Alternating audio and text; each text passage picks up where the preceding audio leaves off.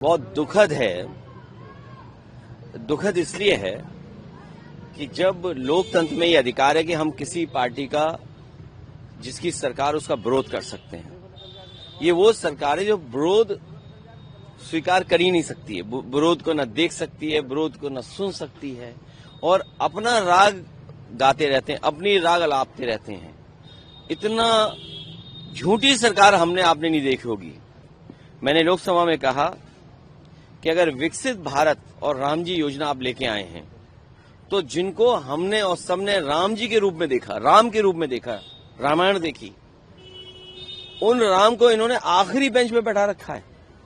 अगर इनके मन में प्रभु श्री राम जी के प्रति सम्मान, प्रभु राम जी से आस्था, धर्म के प्रति लगाव होता तो हमारे राम जी पीछे वाली बेंच में नहीं बैठते, वो प्रधानमंत्री जी के बगल में बैठते। बताइए, लोकतंत्र में हमारे जीते हुए राम जी को आखिरी बेंच में बैठे हुए हैं। और कांग्रेस का विरोध करना ये स्वाभाविक अच्छी बात है, विरोध होना चाहिए।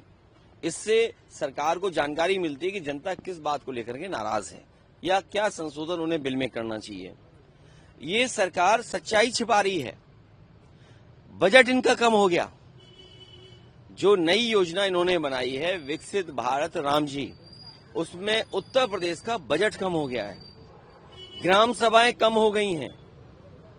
अगर 1000 ग्राम सभाएं कम हो गई तो बजट स्वाभाविक कम हो गया, प्लस ऊपर से बजट कम आएगा।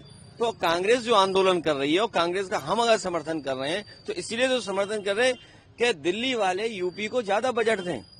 बजट ज्यादा मिलेगा तो लोगों को ज्यादा काम मिलेगा, ज्यादा काम होगा तो ज्यादा लोग खुशहाल होंगे। और एक बात तो साफ हो गई, अगर आपको विरोध करना है तो तैयारी से विरोध करिए। जितनी पुलिस हो, अगर एक सिपाही एक डंडा आए तो 50 उसके सामने होने चाहिए। अगर 50 नहीं हुए तो डंडा ही खा जाओगे। इसलिए जब भी कोई प्रदर्शन हो, तैयारी के साथ प्रदर्शन हो। महोबा में सर एक बड़ी घटना सामने देखने को मिली। उद्घाटन के दूसरे दिन ही पानी की टंकी थी वहां पे, उसको मैंने कल भी बताया आपको कि जितनी भी भारतीय जनता पार्टी की सरकार में पानी की टंकियां बन रही हैं, वो भ्रष्टाचार का भार सह नहीं पा रही हैं। जो भ्रष्टाचार का भार है वो सह नहीं पा रही टंकियां, जिसकी वजह से टंकियां टूट रही हो। ये पहली घटना नहीं है। मुख्यमंत्री जी जिस समय लखीमपुर थे उस समय भी आप याद होगा कि पानी भरा, पूरी टंकी ढह गई। आगरा में ढह गई, उत्तर प्रदेश में जगह जगह ढह गई है। और इनको पता है कि इनकी टंकी अच्छी नहीं बनी है तो पानी भी पूरा नहीं भरते हैं, आधा पानी भरते हैं।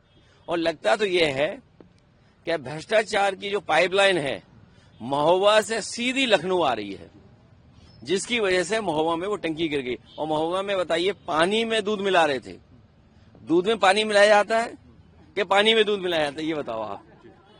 ये पहली सरकार है जो पानी में दूध मिला रही थी। बताइए आप, सफेद करके पिला रहे थे कि भाई सफेद कर दो, तो उसी में आपका वो हो गया, दूध हो गया। सर, इसके अलावा फॉर्म 7 को लेकर के आज सपा का डेलीगेशन मिलने जाने वाला था। चुनाव नहीं, टाइम देखिए, चुनाव आयोग से समय मांगा है और चुनाव आयोग का समय मिलते ही हमारा डेलीगेशन जाएगा।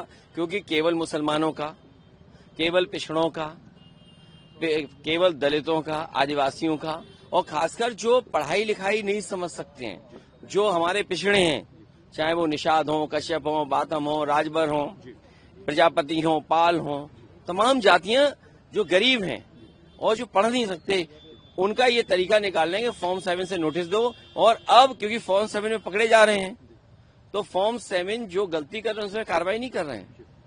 अब ये नोटिस भिजवा रहे हैं जिससे गरीब आदमी अपना काम छोड़ के फॉर्म भरने लगे। योगी आदित्यनाथ ने कल कहा है कि वंदे मातरम का विरोध करना देशद्रोह के जैसा है। और कल वो परिषद में ये जेनजी लोगों ने नया शब्द निकाला है। ये जेनजी जो हैं बड़े जागरूक नौजवान लोग हैं, कम उम्र के हैं। उन्होंने सीएम का करप्ट माउथ निकाला है, कोई शब्द।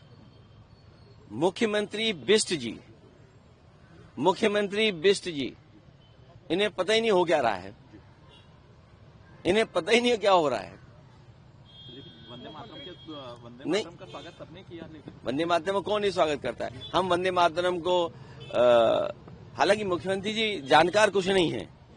AR रहमान, एक मिनट, AR रहमान का गाना लगाना, वंदे मातरम। माँ तुझे सलाम, क्या ए आर रहमान ने नहीं गाया गाना? ये जो मुख्यमंत्री बिष्ट जी हैं, इनके संगी साथी, अनरजिस्टर्ड संगी साथी, उन्होंने कभी वंदे मातरम नहीं गाया। आपको पता है? हाँ, सही कह रहे हो जी, हाँ सही कह रहे हैं। ये जी इसलिए कह रहे हैं कि इनको पता है कि अनरजिस्टर्ड संगी साथियों ने वंदे मातरम कभी नहीं गाया, न आजादी से पहले गाया, न आजादी के बाद गाया। तो इन्हें जाकर के अपने अनरजिस्टर्ड संगी साथियों से पूछना चाहिए कि आपने आजादी से पहले वंदे मातरम क्यों नहीं गाया, सुजलाम सुफलाम क्यों नहीं कहा, मातरम क्यों नहीं कहा, सस्य श्यामलाम क्यों नहीं कहा, माँ तुझे सलाम, वंदे मातरम गाइए। सर, वो मुख्यमंत्री जी कह रहे हैं कि एसआईआर की जो प्रक्रिया है, जो फॉर्म की गड़बड़ियां हैं, वो समाजवादी पार्टी। कौन कह रहा है? मुख्यमंत्री कह रहे हैं। मुख्यमंत्री जो चीफ मिनिस्टर बिष्ट हैं, उन्हें कुछ नहीं पता। चीफ मिनिस्टर बिष्ट साहब को कुछ नहीं पता, वो बेईमानी में लग गए हैं और जितने हमारे गरीब पिछड़े, इन सबको उलझा दिया है और नौजवानों को नौकरी रोजगार न देना पड़े, इसलिए परेशान कर रहे हैं। सर, मुख्यमंत्री कह रहे हैं जेपीएनआईसी और रिवर फ्रंट मामले में बड़ा घोटाला हुआ है। जेपीएनआईसी के बनाने वाले हमारे आसपास घूम रहे हैं। जेपीएनआईसी देखिए, जेपीएनआईसी जिसने बनाया वो बीजेपी में चला गया। ये पता है आपको? ये पता है कि नहीं पता है? लो, ये क्या बात है? कौन चैनल है बताओ? एएनआई है। एएनआई को ये नहीं पता है कि जेपीएनआईसी जिसने बनाया वो बीजेपी में चला गया। तो पहले बीजेपी से मैं कहूंगा कि जिसने जेपीएनआईसी बनाया उसको अपनी पार्टी से निकालो। मुख्यमंत्री बिष्ट जी उस व्यक्ति को अपनी पार्टी से निकालें जिसने जेपीएनआईसी बनाया, और जिसने जेपीएनआईसी की डिजाइन की आर्किटेक्ट, उसको ब्लैकलिस्ट करें और उसको पकड़ करके बंद करें पहले, तब तो हम मानेंगे कि कुछ अच्छा काम कर रहे हैं।